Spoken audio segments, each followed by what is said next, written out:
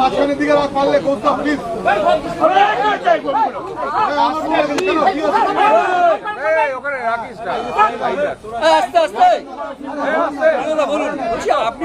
না প্রশ্ন করলে কি বলবো? কিসের চিঠি? এই যে বিধায়কদের সই সম্বলিত চিঠি আজকে কেন?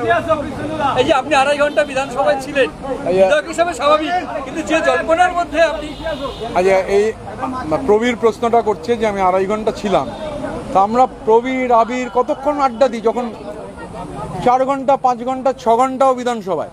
তো স্বাভাবিকভাবে আমি অন্য কোনো কর্মসূচি না থাকলে বিধানসভায় আসি। আজকে বিধানসভায় এসেছিলাম, আমার ব্যক্তিগত কিছু কাজও ছিল, সেই কাজগুলো করেছি। বিধানসভায় এসেছিলাম, ভেতরে সাংবাদিক বন্ধুরা এই মুহূর্তে নেই, তো এখন বিধানসভা থেকে বেরোচ্ছি। এই মানে যে জল্পনা উঠেছে সেটা কি মিথ্যে? এই যে আপনি 50 জন 55 জন বিধায়ক কিনে তৃণমূলের আলাদাভাবে বিরোধী দলের তকমা চাইতে পারেন, আলাদা পরিষদীয়। আমি এরকম মানে জানি না, মানে গল্পের গরু আমি তো গাছে ওঠাতে পারবো না। আমার কাছে এরকম কোনো আইডিয়া নেই যে 53, 55, 58 এসব কোনো আইডিয়া নেই। কিন্তু না, আপনি আসার আগে যেহেতু তাপস রায় তিনি বিজেপির বিধায়ক মন্ত্রী হয়েছেন, তিনি পোস্ট করছেন যে আপনি 50 জনের নামের তালিকা নিয়ে বিধানসভায় ঢুকছেন, তৃণমূল দলটা থাকবে না। এইটার সঙ্গে কি কোনো রকম কোনো সম্পর্ক রয়েছে আপনার আসার? আচ্ছা, আসলে তাপসদা তিনি এই বিধানসভার এর আগে ডেপুটি স্পিকারও ছিলেন, হ্যাঁ ডেপুটি চিফ হুইপ ছিলেন, মন্ত্রী ছিলেন, এখন রাজ্যের গুরুত্বপূর্ণ মন্ত্রী। আমি ঘটনাচক্রে দেখার সুযোগ পাইনি তাপসদা কি পোস্ট করেছেন। তো তাপসদা সম্মানীয় মানুষ, তিনি যেটা পোস্ট করেছেন তিনি বলতে পারবেন। আমার কাছে এই ধরনের কোনো ইনফরমেশন নেই। কিন্তু আপনি এই যে কয়েকদিন ধরে বিভিন্ন জায়গায় মিটিং করছেন বলে দেখা যাচ্ছে, এই যে বলা হচ্ছে, এইটা নিয়ে কি বলবেন?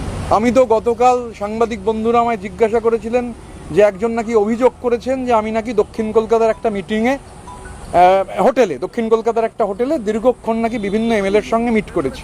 আমি আবারও প্রকাশ্যে, সংবাদ মাধ্যম রয়েছে, আমি তাকে চ্যালেঞ্জ করছি। আর আমি আইনজীবীর পরামর্শ নিয়েছি, কারণ এটাও ডিফ্যামেশন, উনি এটা বলতে পারেন না।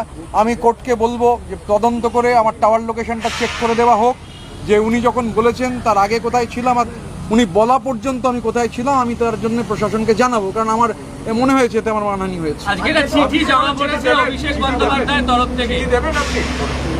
মানে কি চিঠি আমি জানি না, বলতে পারবো। সই সম্বলিত কোনো চিঠি আপনি কি দেবেন? বিধায়কদের সই সম্বলিত কোনো চিঠি? বিধায়কদের সই সম্বলিত চিঠি আমার কাছে এরকম কোনো আইডিয়া নেই। আজকে তৃণমূলের তরফ থেকে একটা চিঠি দেওয়া হয়েছে, সেখানে সই ছাড়াই আবার শোভনদেব চট্টোপাধ্যায়কে বিরোধী দলনেতা করার অভিষেক বন্দ্যোপাধ্যায় সেই চিঠিতে সই করেছেন এবং আজকে জমা দেওয়ার মানে রেখে আসা হয়েছে। এবং এই চিঠিতে পঙ্কজ বন্দ্যোপাধ্যায়ের রেফারেন্স টানা হয়েছে যে তাকে কিভাবে বিরোধী দলনেতা করা হয়েছিল সেটি। আমি চিঠিটা দেখিনি, না দেখে বলতে পারবো না। না, এখান থেকে তো পুরোটা পড়তে পারছি না। উনি এসেছিলেন দিতে চিঠিটা? হ্যাঁ, মানে অভিষেক বন্দ্যোপাধ্যায় এসেছিলেন।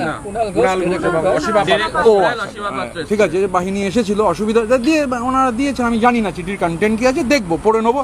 টুইটে নিশ্চয়ই পাওয়া যাবে, কারণ উনি বলেন কিছু বললে টুইট দেখে নিতে, তো এটাও ডেফিনেটলি টুইটে আছে।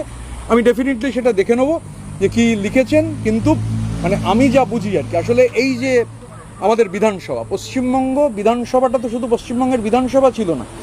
1931 সালের 9ই ফেব্রুয়ারি বাংলার গভর্নর স্ট্যানলি জ্যাকসন এই বাড়িটার পত্তন করেছে, মানে ভিত্তিপ্রস্তর 2 বছর আগেই হয়েছিল, এটা 9